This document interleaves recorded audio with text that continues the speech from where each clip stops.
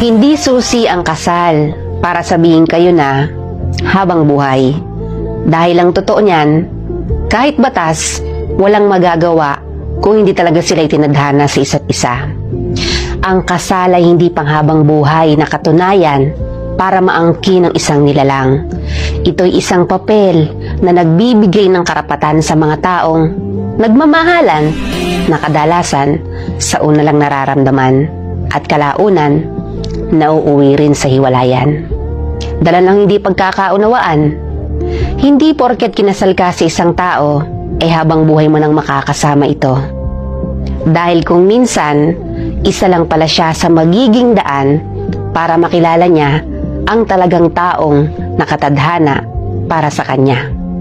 Kinikilala man ng Diyos at batas ang bisa ng kasal, pero iba pa rin ang bisa ng dalawang taong